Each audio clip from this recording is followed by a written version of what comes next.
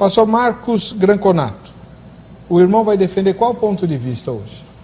Eu vou defender o ponto de vista relativo à soberania de Deus, dizendo que, afirmando que Deus não realizou a eleição salvífica, Ele não realizou essa eleição com base no que Ele viu no futuro, que é a posição clássica arminiana, a eleição pela presciência. Eu vou defender o que é chamado tecnicamente de eleição incondicional. Essa expressão teológica que é usada para se referir a essa posição. Ou seja, nós não podemos olhar para a pessoa e dizer assim, olha, Deus viu algo nessa pessoa, alguma reação que Ele previu, algum traço de fé que Ele previu e então a escolheu. Porque nós entendemos que isso anularia a graça de Deus e isso teria o perfil de uma retribuição disfarçada. Ou seja, a eleição não seria gratuita, ela seria meritória. Veja onde a coisa vai parar. Então, como eleição meritória, como uma eleição que vem na base da retribuição, não se ajusta com o conceito básico que temos de graça. Graça é favor imerecido, até as crianças nas igrejas falam isso, né? É um conceito bem elementar. Como isso não se ajusta com o conceito de graça presente nas Escrituras, então nós entendemos que não pode ser pela presciência e temos razões não só teológicas, como essa que eu mencionei, mas há razões também gramaticais para explicar esse texto e tudo mais que eu, tendo oportunidade, quero apresentar aqui. Glória a Deus. Pastor Carlos Augusto Vailate, ele é ministro da Igreja Evangélica Jaboque, né, e vai defender qual ponto de vista, pastor? Heber, o ponto de vista do arminianismo clássico, ele é muitíssimo semelhante, pelo menos nesse aspecto que foi aqui colocado, à visão calvinista, né? Porém, eu quero ressaltar o seguinte, eu creio que o locus do debate, ele não se situa exatamente ou especificamente na soberania de Deus, mas no caráter de Deus. Se Deus, que é soberano, como o calvinismo prega, e como o arminianismo também prega, ele salva as pessoas incondicionalmente, então este Deus, que ao mesmo tempo também é amoroso, bondoso e misericordioso, infere-se que deveria salvar todas. Não no sentido de ter obrigação, mas porque o seu caráter amoroso exige automaticamente que ele o faça. Então, eu entendo que Deus nos salve, nos elege, com base na sua graça, mediante a fé esta prevista já desde a eternidade passada. É isso o que particularmente eu vejo nas Escrituras de ponto a ponto, e sinceramente eu não vejo como a salvação possa se dar de forma incondicional. A meu ver, se Deus salvar as pessoas incondicionalmente, ele se torna um Deus injusto, um Deus cujo caráter bondoso, amoroso e benevolente é absolutamente questionado ou questionável. E já iniciando até de certa forma o debate, eu não concordo com algo que o pastor disse, quando ele disse que se Deus ele ver alguma coisa no futuro, como por exemplo a fé, isso parece ter uma característica remuneratória, vamos assim dizer. Não, porque Deus, pela sua graça, né, nos permite crer nele. A fé, ela não é uma obra meritória, tanto é que a Bíblia, em inúmeros contextos, ela sempre contrapõe a fé às obras. Então, dizer que a fé é algo meritório é a mesma coisa do que você der uma caixinha, um valor, uma esmola para um mendigo e o mendigo sair correndo na rua dizendo que aquela caixinha, ele recebeu aquele valor porque aquilo foi mérito dele. Obviamente o mérito não é de quem recebe a salvação. O mérito é do doador. O doador é Deus, que nos faz isso por meio da sua graça, só que esta graça, que é a base da salvação, a Bíblia diz em Efésios 2:8, em vários outros textos, que nós somos salvos pela graça, mas mediante a fé.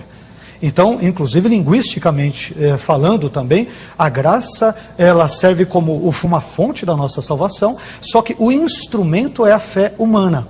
E esta fé humana, Deus ele não dá para alguns, e deixa de dar para outros, como o calvinismo, diz isso nos cânones de Dort, na Confissão de Fé de Westminster, alguns textos que nós talvez mencionaremos. Então, se Deus desse a fé a apenas a algumas pessoas e não desse a outras, a meu ver, seria um Deus absolutamente injusto, que pouco se pareceria com o Deus amoroso, benevolente, compassivo, misericordioso das Escrituras.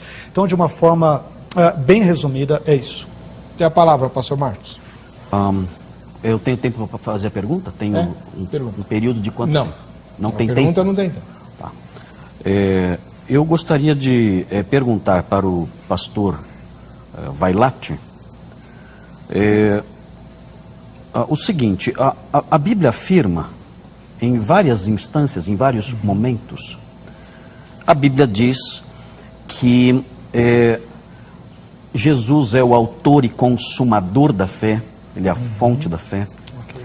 O senhor mencionou há pouco um texto que diz: pela graça sois salvos, mediante a fé.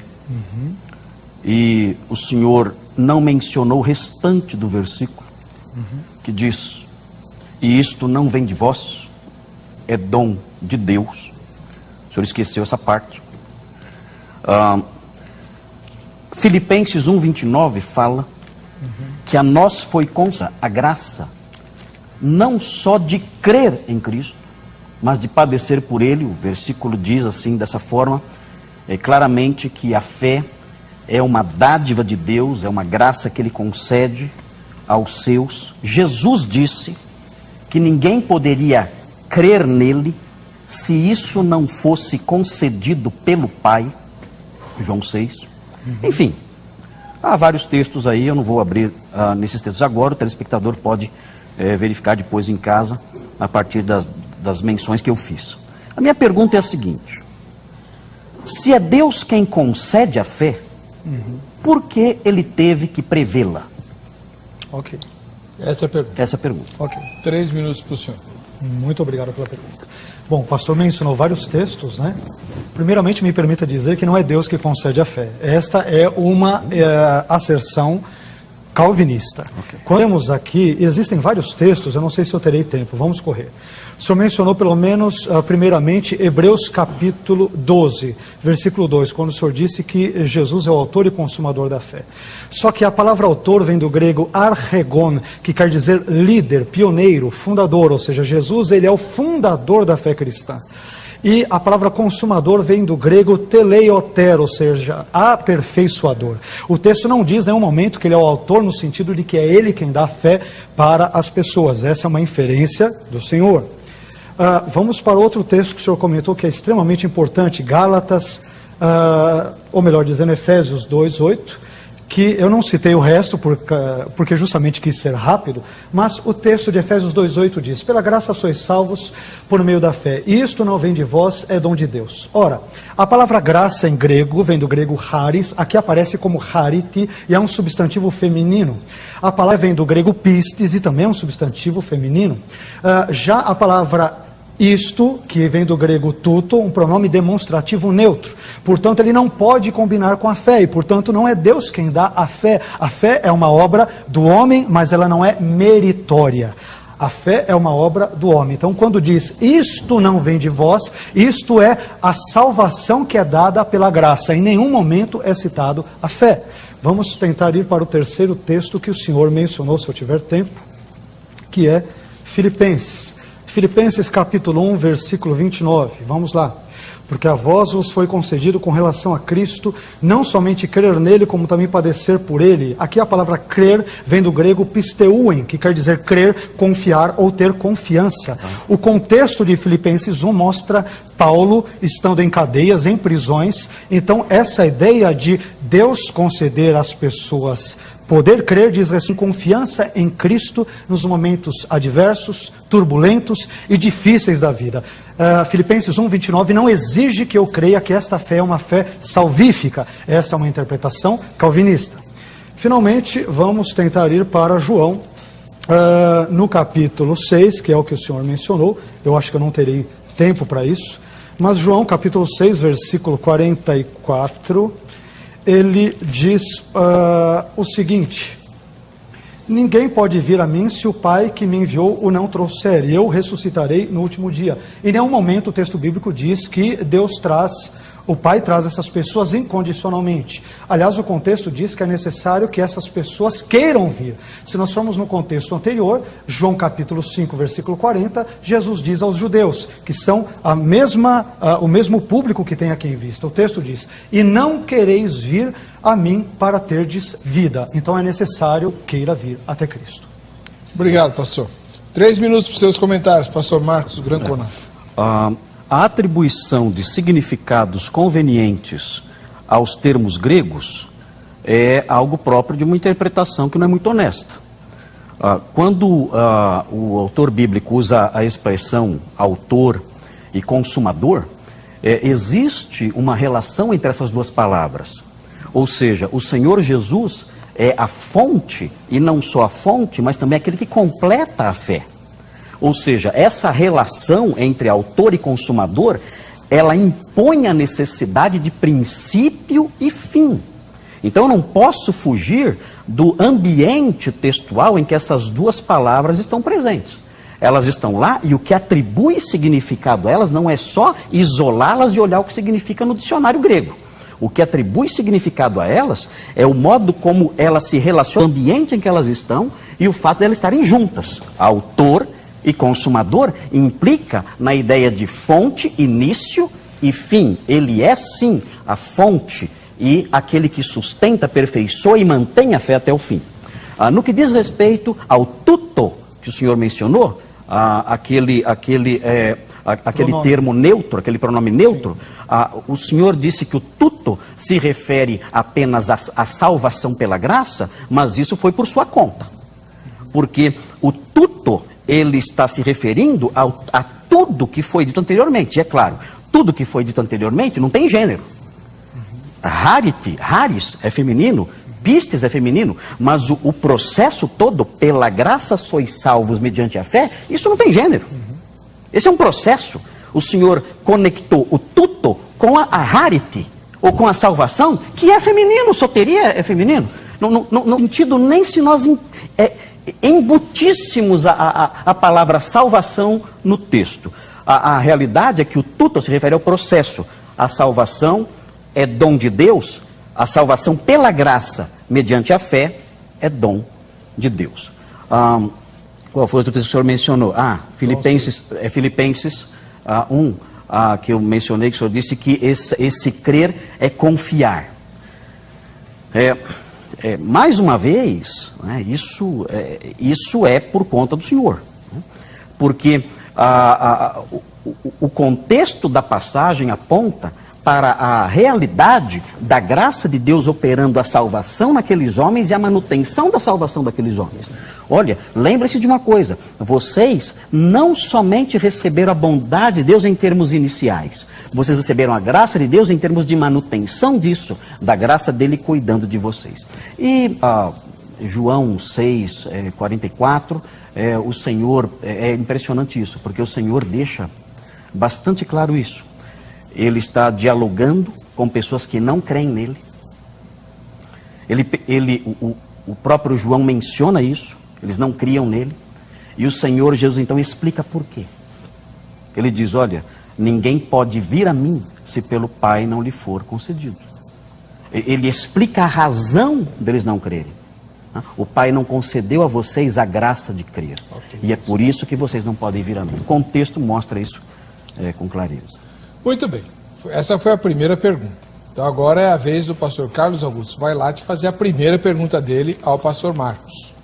Bom, vamos lá. Pastor Marcos, eu respeito as suas colocações, né? Que obviamente elas são feitas a partir dos óculos do sistema teológico calvinista. Como as suas. Né? Assim como as minhas são feitas dos óculos arminianos. Claro. Né? Mas vamos lá.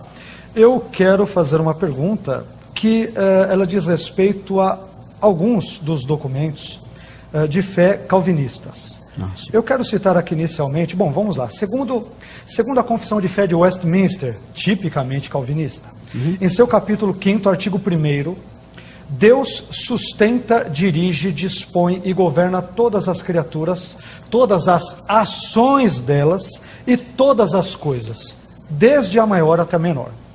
O Catecismo Maior de Westminster, que possui 196 perguntas e respostas, a fim de instruir os catecúmenos na fé cristã, na ótica calvinista, ele apresenta na pergunta 18 a seguinte questão: quais são as obras da providência de Deus? E a resposta é: as obras da providência de Deus são a sua muito santa, sábia e poderosa maneira de preservar e governar todas as suas criaturas e suas ações para a sua própria glória. Diante de textos como estes, eu pergunto: como Deus pode controlar exaustiva e minuciosamente todas as pessoas e cada uma de suas ações, sem ser ao mesmo tempo o autor do mal e do pecado? O conceito calvinista de soberania, que envolve o nosso tema desta noite, que é 1 Pedro, capítulo 1, versículos 1 e 2, o conceito calvinista de soberania e providência divinas, ele não torna Deus lógica e necessariamente o autor do mal e do pecado? Gostaria que o senhor discorresse sobre isso. 3 minutos, pastor. Pastor Vailate, quem foi que disse que esse é um problema calvinista? Esse não é um problema calvinista. Esse é um problema de qualquer pessoa que crê na Bíblia, sendo calvinista ou arminiano. Veja, por exemplo, a questão da queda. O irmão se apega à presciência de Deus. Deus sabia que Adão iria pecar ou não? Sabia. De acordo com a visão que nós temos, nós compartilhamos isso. Nós cremos na presciência de Deus. Eu também creio nisso, é claro. O senhor crê também. Adão iria pecar? Deus sabia disso? Claro que Deus sabia. Mas Deus, mesmo sabendo, não vou nem colocar predestinação aqui, nem eleição, nem controle, nem sobre nada. Vou colocar presciência. Vou usar a palavra que os arminianos mais gostam. Presciência. Não necessariamente. Eles gostam de uma outra também, que depois eu falo. Mas enfim, a presciência. Né?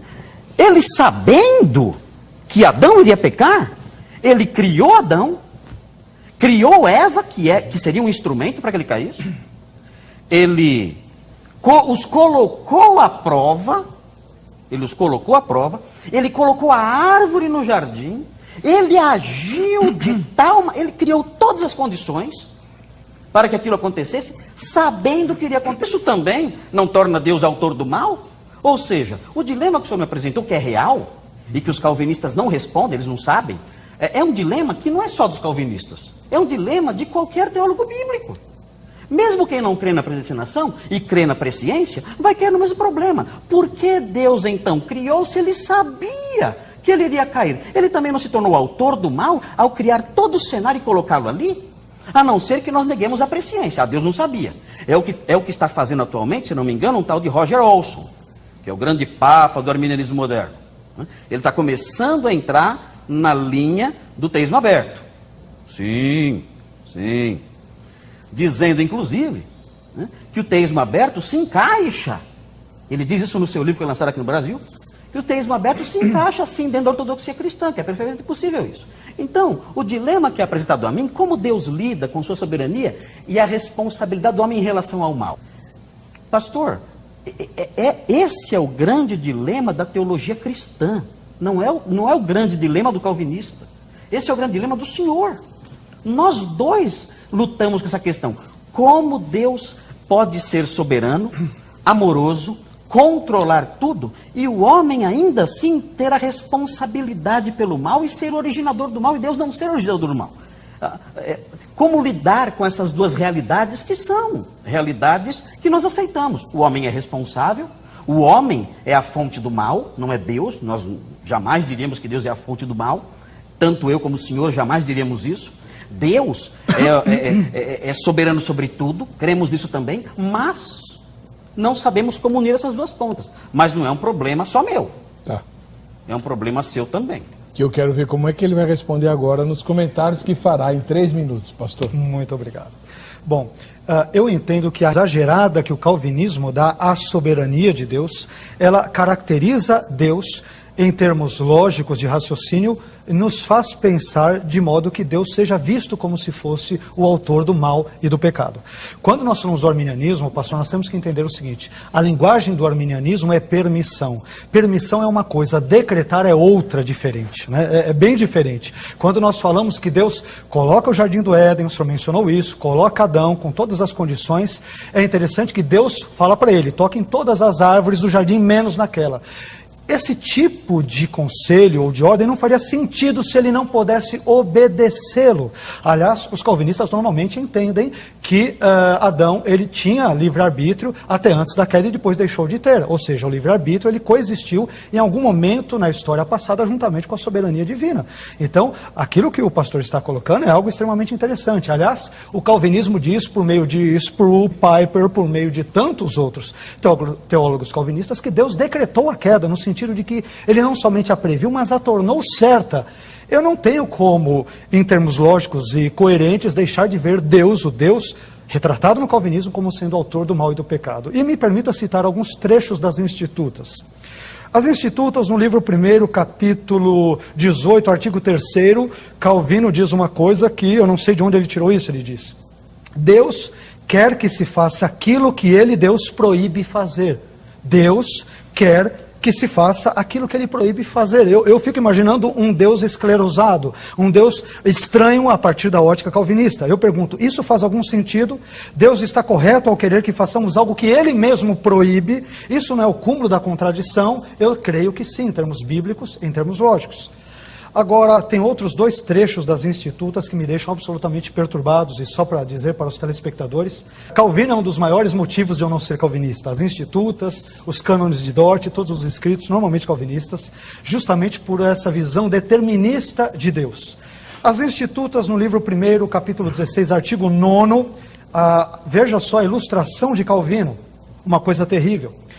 Diz Calvino: imaginemos, por exemplo, um mercador, um comerciante, que tendo adentrado regiões selvagens na companhia de homens de confiança, afaste-se imprudentemente dos sócios, ou seja, dos companheiros, e que tal erro o leve a ser roubado e morto, latrocínio, roubo seguido de morte. Aí vem a máxima de Calvino: a sua morte, a morte desse sujeito, não foi apenas prevista pelo olho de Deus, mas também determinada por seu decreto. Deus, ele é autor do latrocínio, eu não tenho como chegar a outra conclusão. Finalmente, outro texto que me deixa chocado nas Institutas, livro 1, capítulo 16, artigo 3º, diz Calvino: a experiência demonstra com clareza que algumas mães possuem as mamas cheias de leite, enquanto outras possuem as mamas quase secas. Por que isso acontece, diz Calvino? Ele explica: de acordo com a vontade de Deus, de alimentar este bebê de forma mais abundante e aquele bebê de forma mais parcamente. O senhor mencionou sobre Roger Olson, que talvez esteja beirando ao teísmo aberto, o que eu duvido veementemente, mas eu acho que, se este fosse o caso, não seria tão grave como o caso de John Piper, que disse que no 11 de setembro de 2001, aquele avião que foi até as Torres Gêmeas e matou 3.000 pessoas, não somente foi previsto por Deus, mas Deus quis que aquilo acontecesse porque ele decretou. Bom, pastor Marcos, na sua próxima resposta, o senhor vai ter 30 segundos a mais, que é a multa que ele está levando porque ele estourou o tempo, tá bom? Entendi. E o senhor tem agora a palavra para a sua segunda pergunta. Esse tipo de colocação é extremamente emocional, né? E lógica. É uma construção lógica, não é uma construção exegética. Porque essa construção é extraída das Institutas. Mas as Institutas não são, não são a Bíblia. É a base do nós temos que observar o ambiente todo em que elas foram escritas e com que Calvino estava lidando naqueles momentos para dizer essas coisas. Agora, essas coisas não me chocam, não. E nem chocaram Armínio, porque Armínio declarou que, em termos de interpretação das Escrituras, Calvino é incomparável, ele diz. Ele diz isso. Que não queria dizer que ele concordasse com tudo. Não, mas dizendo que ele era um grande exegeta. Mas eu vou mudar minha pergunta aqui, eu ia fazer uma pergunta, fazer outra. O senhor disse que é impossível a mente natural, humana, aceite lidar com a lógica que há nisso aí. Porque na lógica, Deus é o autor do mal e tudo mais. Ok. Nós sabemos, quem criou o ouvido do surdo? Quem criou a boca do mudo? Deus criou. Nós sabemos disso.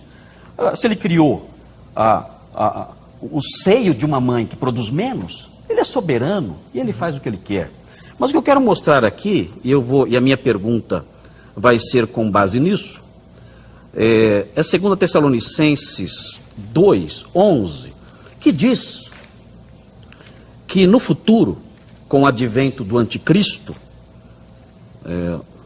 o senhor é pré-milenista, né? Deve ter parecido comigo aí na sua escatologia. Sim.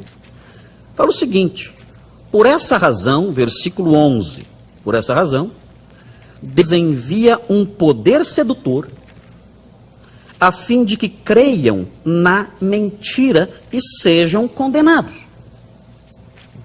Aqui nós temos Deus agindo, enviando um espírito, um poder sedutor, não sei se é um espírito ou uma influência sedutora, a fim de que esses homens creiam na mentira. Ou seja, é aquilo que o irmão leu agora há pouco. Deus decreta o que proíbe. Não é para crer na mentira, mas aqui ele manda essa influência sedutora para que creiam na mentira. A Bíblia diz que Deus fez o ímpio para o dia da calamidade. A Bíblia diz que algumas pessoas são vasos de ira, preparados para a perdição, para que Deus mostre nessas pessoas a sua justiça e a sua ira. Se nós não aceitamos isso com a nossa compreensão humana, o que vamos fazer então? Vamos apagar essas partes da Bíblia e vamos fazer com que ela se ajuste à compreensão pequena? Nós não podemos nem contemplar o sol com os nossos olhos. Agora queremos contemplar a mente de Deus e reduzi-la à nossa compreensão lógica. É difícil isso para mim também, pastor. O irmão pensa que eu convivo alegre com isso, mas é esse o dilema teológico. Como nós podemos conviver com essas coisas que são reais? O que nós não podemos fazer é pegar algumas partes da Bíblia e dizer, não, isso aqui, eu vou alterar isso aqui para não dizer isso. Eu vou mudar aquilo ali para não dizer isso. Aqui quando fala que ele fez vasos para a ira, não é bem isso, não, ele não fez não. Aqui responder primeiro. Enfim, é uma tentativa de mudar essas coisas, quando na realidade elas estão lá. E o teólogo, ele tem que aprender a conviver com isso e sofrer às vezes. O senhor já está comentando a resposta que ele nem deu. Eu não era para fazer a pergunta? Então. Então eu vou ter direito. Volta a pergunta. Então a minha pergunta é essa. Minha pergunta é, não entendi qual é a pergunta. Como esse versículo se ajusta, 2 Tessalonicenses 2:11, se ajusta a essa ideia de que Deus, ele não move nada no que diz respeito à realização do mal. Esse versículo aqui diz que ele envia um espírito sedutor, ou um poder sedutor, para que creiam na mentira. E sejam condenados. E sejam condenados. Então, o senhor tem 3 minutos para responder dentro desse contexto que ele mencionou, inclusive dando apoio para os textos escabrosos das institutas que o senhor levantou. Perfeito. Vamos 3 minutos. Pastor Marcos citou vários textos, deixa eu ver se eu lembro de alguns aqui para mencionar. Primeiramente, ele citou um texto de Provérbios, se eu não me engano, 16:4, que Deus criou o ímpio para o dia do mal, e ele citou a palavra calamidade. Esse é um dos textos mais mal interpretados pelos calvinistas que eu já vi na minha vida, porque os calvinistas dão a entender que Deus, ele predestina o ímpio para a calamidade. Provérbios, o pastor deve saber, que ele é um livro escrito com inúmeras teologias, mas uma das principais é a teologia da justiça retributiva. Então, o que o autor de Provérbios está dizendo, simplesmente é o seguinte: o ímpio, por praticar a impiedade, ele terá como recompensa o mal ou a calamidade. É isso. Não há nada de predestinação nesse texto. Os calvinistas entendem essa teologia veterotestamentária muitíssimo mal, mas tudo bem, vamos lá. Com relação a essa questão de Deus ser visto como o causador do mal, eu creio que essa é uma das grandes falhas interpretativas de Calvino. Apesar de admitir e fazer coro com Armínio parcialmente que ele é um senhor exegeta, Isso não quer dizer que necessariamente eu deva concordar com todas as suas premissas, né, filosóficas, teológicas e assim por diante. Ora, para nós entendermos esta ideia de que Deus cria o mal, como diz Isaías 45, né, cria a paz, cria o mal e assim por diante, o Antigo Testamento, por justamente representar a fé monoteísta num único Deus, isso é importante nós entendermos que a revelação no Antigo Testamento ela é progressiva, creio que o pastor Marcos concordará comigo nesse ponto. Como ela é progressiva, a figura de Satanás, ou seja, de um ser antagônico, ela não aparece desde as primeiras páginas.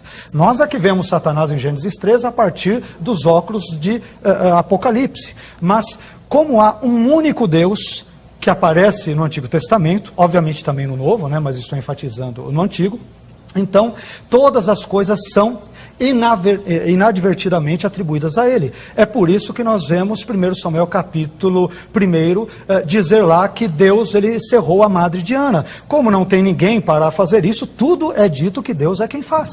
É por isso tudo, a culpa é de Deus no Antigo Testamento, sobretudo no Antigo Testamento. Quando nós vamos já para a revelação de forma mais tardia no Antigo Testamento e no Novo, com a figura do diabo e dos demônios, mas claramente presentes a partir do período interbíblico e do período neotestamentário, então parte da culpa, entre aspas, sobre aquilo que era atribuído a Deus, ela acaba sendo corretamente diversificada e distribuída a outros agentes. Satanás, o homem, o pecado e assim por diante. Então, a meu ver, essa ideia de dizer que Deus é o causador de todas as coisas não me permite deixar de chegar a outra conclusão, senão em vê-lo como o originador do mal. Então, quando a Bíblia diz isso, nós temos que entender que há todo um contexto monoteísta, que na ausência de um desenvolvimento de uma figura antagônica de Deus durante boa parte dos textos bíblicos, tudo então acaba sendo atribuído a Deus. Isso explica erradamente, sem dúvida alguma, erradamente, porque Deus ele não tem a culpa de tudo isso. Há erros no Velho Testamento. Não. Erros na visão teológica de muitos autores bíblicos. O texto bíblico nem tá tudo errado. o que a Bíblia narra, ela aprova. Tudo que a Bíblia narra, eu ouvi bem. Ela aprova. Eu ouvi bem. Pastor Marcos, o senhor vai encerrar esse bloco com 3 minutos de comentário a essa resposta. O pastor, ele diz coisas que contrariam diretamente a Escritura. A Escritura diz, Deus fez, ele diz, Satanás fez. O autor bíblico, no processo de inspiração, ele disse Deus, quando deveria dizer Satanás. Ou seja, até a base, porque notem bem, naquela passagem de Êxodo, quando Deus diz a Moisés, quem foi que fez o ouvido do surdo? Aquela narrativa não é uma narrativa de Moisés que ele inventou da cabeça dele. Sim. Ele está contando uma história em que ele fala o que ele ouviu da boca de Deus. Deus disse aquilo. Quem fez o ouvido do surdo? Posta está lá, implícita está lá. Moisés sabe a resposta, é Deus. O Senhor está dizendo que na narrativa, Moisés, ao narrar o que Deus disse, errou, ou seja, o próprio Deus errou então. O próprio Deus deu a entender que era ele quem fazia essas coisas, quando na verdade era o diabo. Mas o texto que eu apontei, que fez parte da pergunta, era o texto de 2 aos Tessalonicenses, que fala que eles enviam o Espírito para enganar, para que deem crédito à mentira, a fim de que sejam condenados. E isso torna Deus o autor do mal e da incredulidade? A resposta calvinista é não. Mas como nós podemos harmonizar as duas coisas? E a resposta do calvinista é, não sei. Simples assim.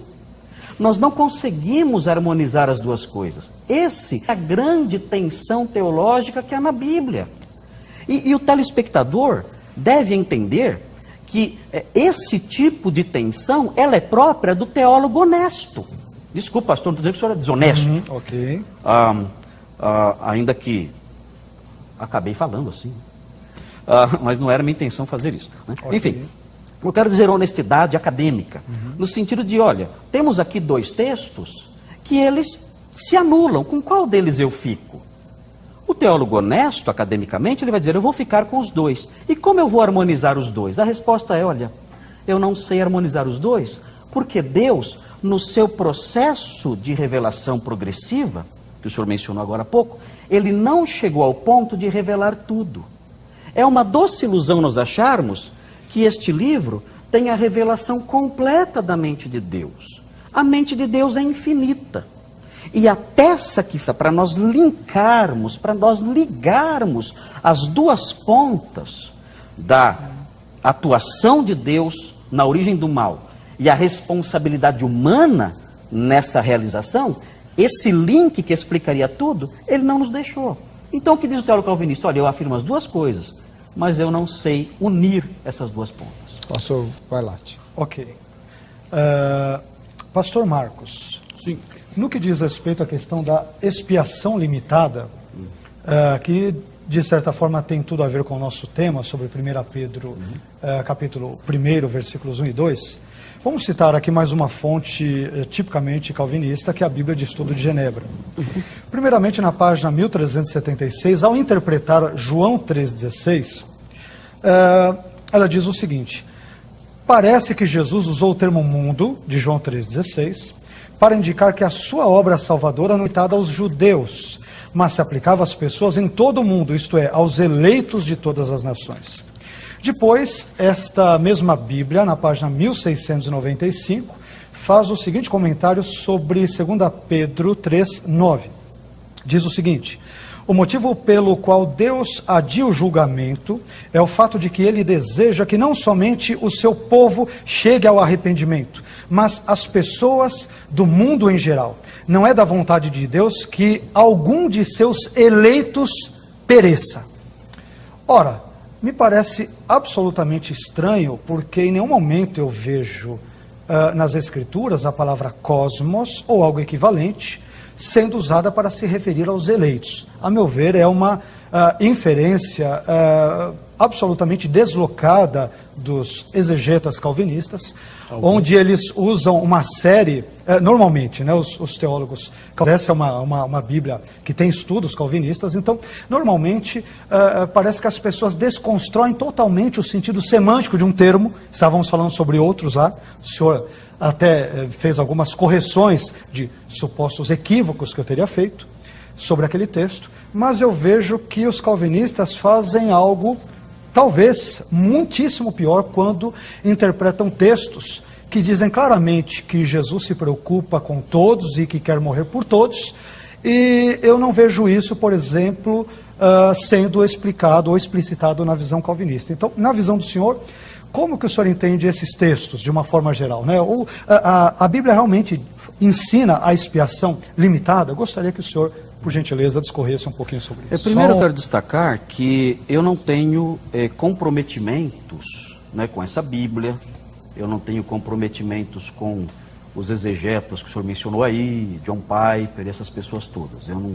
Eu não estou aqui representando essas pessoas ou eventuais interpretações dessas Bíblias que são trazidas aí.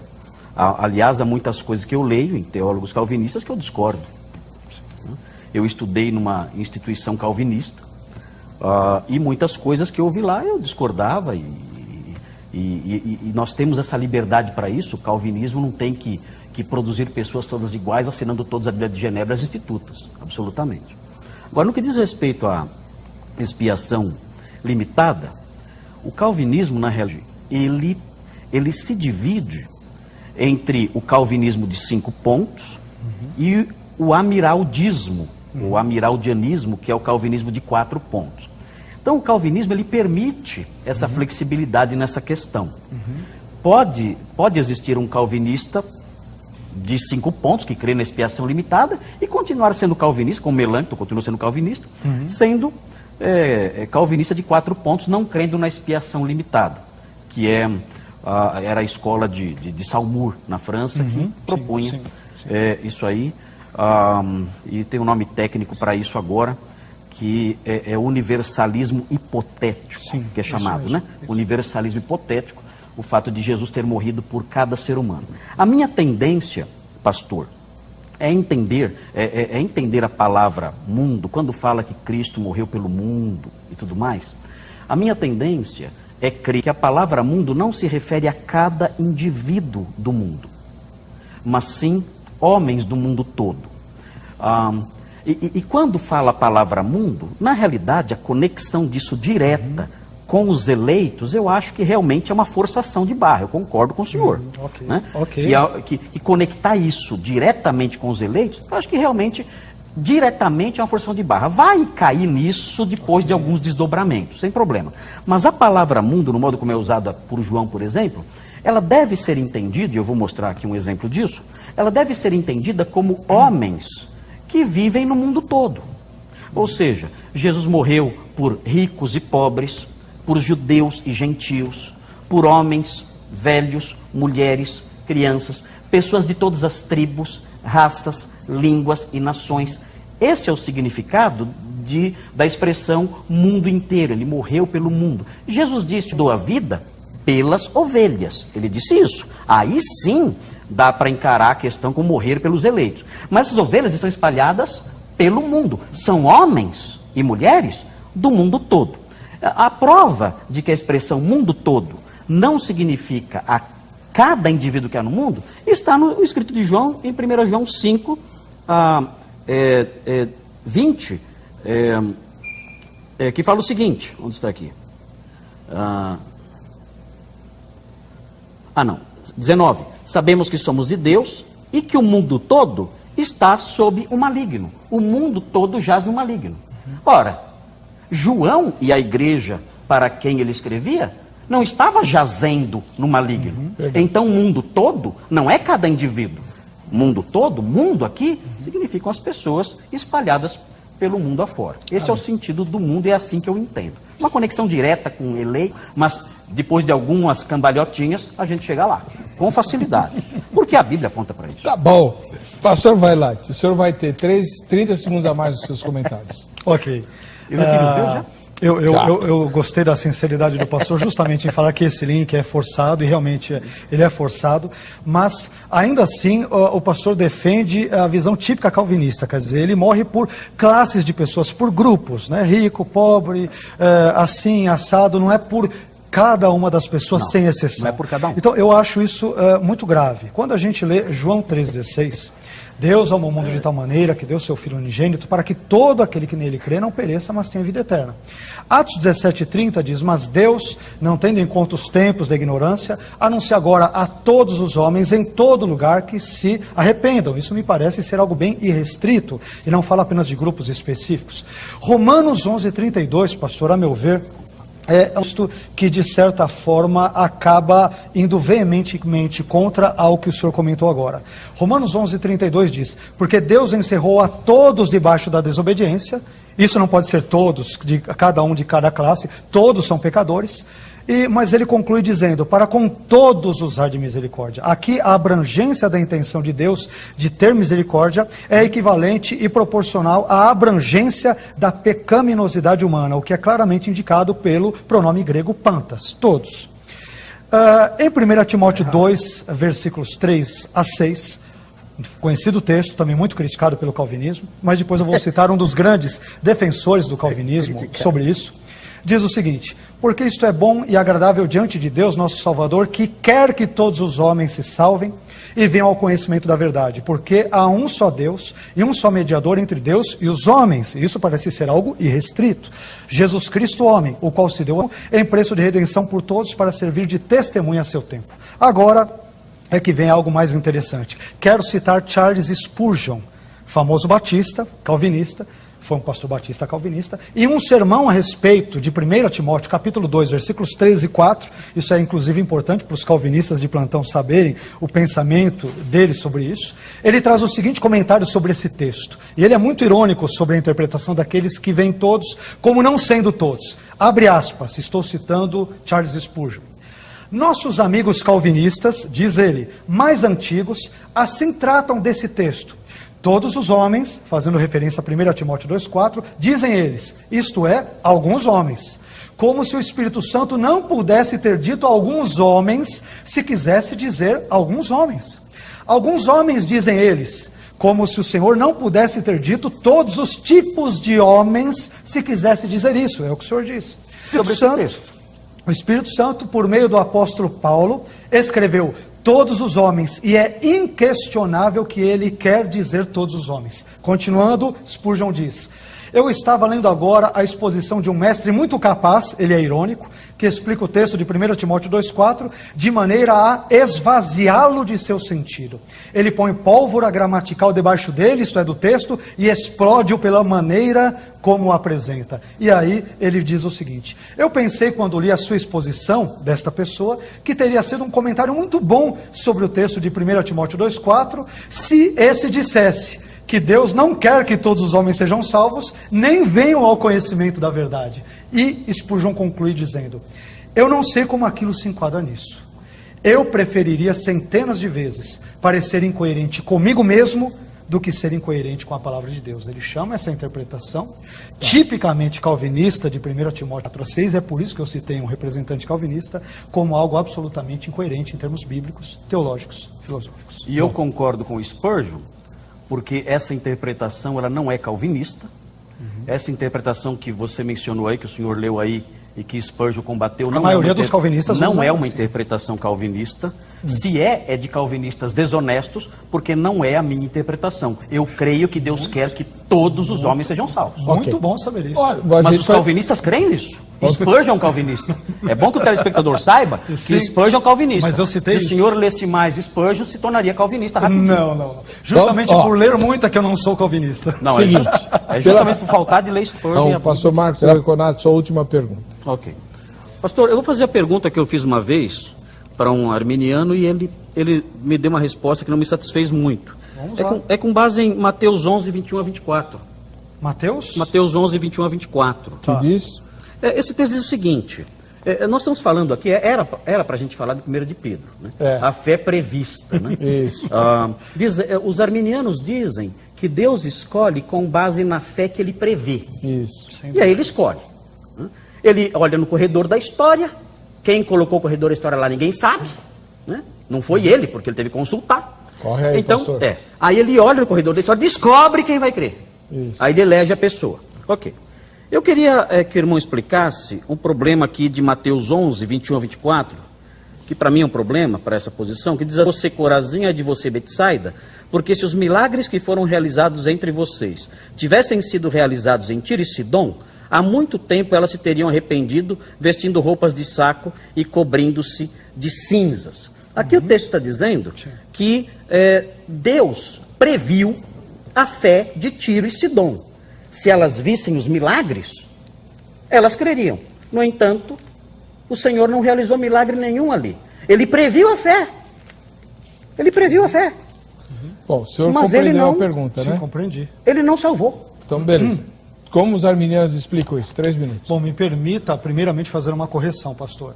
Jesus não diz que ele prevê aqui a fé. Isso é uma inferência que é absolutamente por conta do Senhor. Não, o texto não diz isso. Para nós entendermos esse texto, eu acho que esse texto é tão simples de ser entendido, e eu realmente não entendi a pergunta do Senhor pelo seguinte. Para nós entendermos aqui, basta entendermos, o que pareça, a geografia de Israel. A resposta está aqui.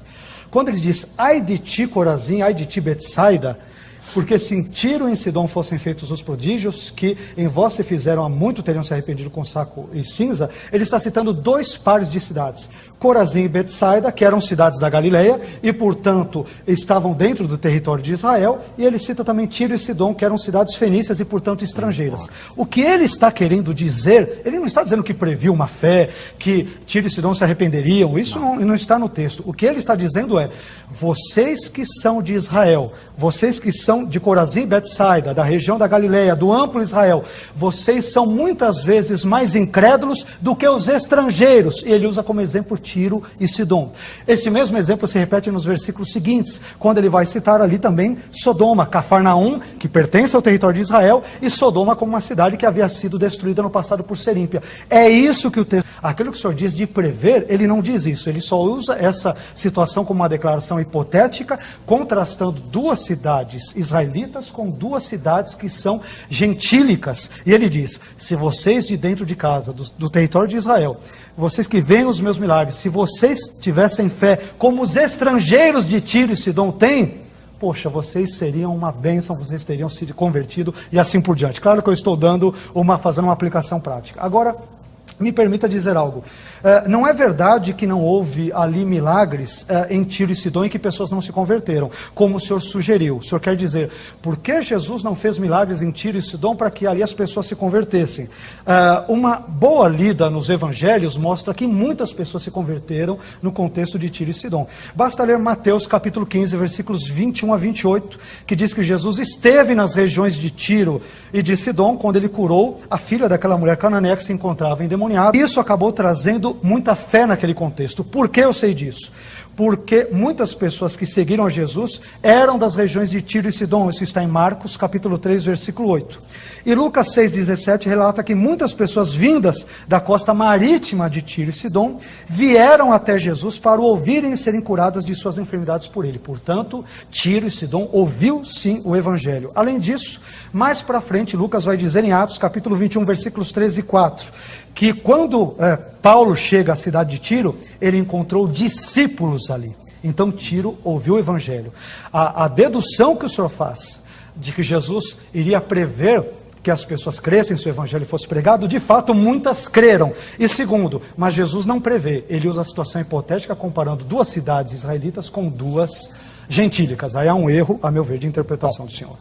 O senhor respondeu, agora é sua vez de fazer a sua última pergunta ao pastor Marcos Glanconar. Pastor Marcos, os cânones de Dort, o senhor percebe que eu sou um arminiano que leio muito a literatura calvinista. Os Como cânones... todos. Hã? Como todo arminiano. Poxa, seria se fosse, né? Leio muito sobre o calvinismo. Os cânones de Dort, no capítulo 1 e no artigo 9, dizem que esta eleição para a salvação não é baseada em fé prevista.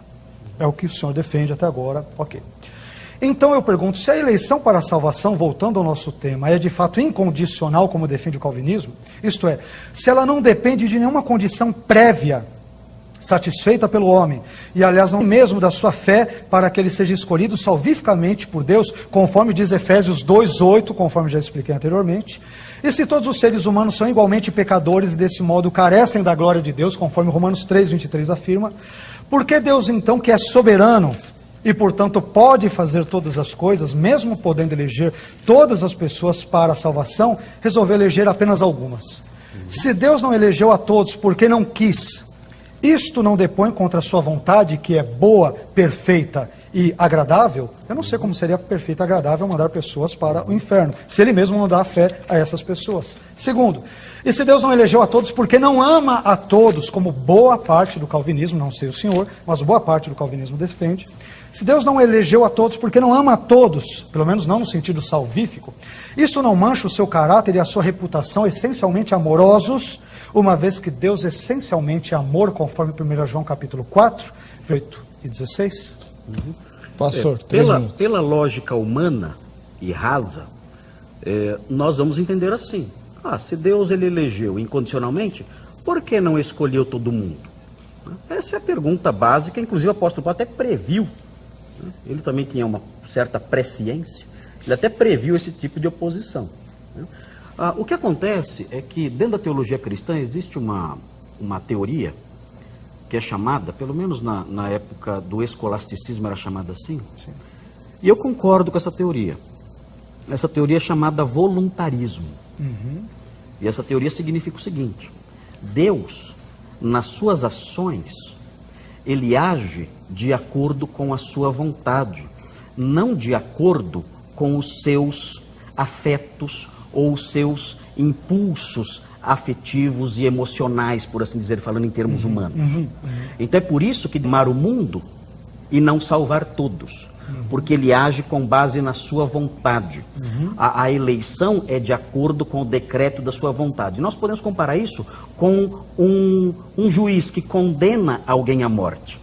Ele, ao condenar alguém à morte, ele age ali de acordo com o decreto que está estabelecido. Mas isso não significa que ele tem prazer naquilo. Então esse é o voluntarismo. É uma forma como nós podemos tentar conciliar esses textos sem jogar nenhum deles fora. Mas um texto que diz isso claramente, que mostra que Deus age de acordo com a sua vontade e que eu não tenho sequer o direito de questionar se ele é justo ou não, o senhor sabe muito bem. Sim. Todo mundo fica bravo quando eu falo sobre esse texto. Fala, mas você fala sobre isso, mas eu vou fazer o quê? Vou falar sobre Adão e Eva? Vou falar sobre Noé? O texto que trata desse assunto é este. E o a que eu me refiro é Romanos 9, é claro. O texto diz, então que diremos? Acaso Deus é injusto? Aí você espera a resposta de Paulo. Paulo diz, de maneira nenhuma. E aí a gente pensa, opa, agora ele vai fornecer a explicação que nós queremos. Agora ele vai dar aquela peça que nós esperamos, mostrando por que Deus escolhe alguns e mesmo assim não é injusto. E agora? Aí ele nos frustra. Porque ele cita o texto que diz, terei misericórdia de quem eu quiser ter misericórdia e terei compaixão de quem eu quiser ter compaixão. E aí na sequência, no versículo 19, alguém diz, então por que Deus ainda nos culpa? Então que culpa tem o homem? Aí você pensa assim, agora vem a resposta e eu vou solucionar esse grande dilema que os arminianos vivem levantando e jogando sobre nós. Porque Paulo aqui está discutindo com o arminiano aqui. Essas perguntas que são levantadas aqui são as perguntas dos arminianos. Acaso Deus é injusto? Foi a pergunta do senhor. A pergunta do senhor está aqui. Ele está conversando com o arminiano. E agora vem, mas alguém dirá, então por que Deus ainda nos culpa? É o arminiano falando. Aí você fala, agora Paulo calvinista vai dar a resposta para o arminiano. Aí Paulo responde, quem é você? Quem é você para questionar a Deus? Essa é a resposta que ele dá. Se Paulo dá essa resposta, que resposta eu espero de mim?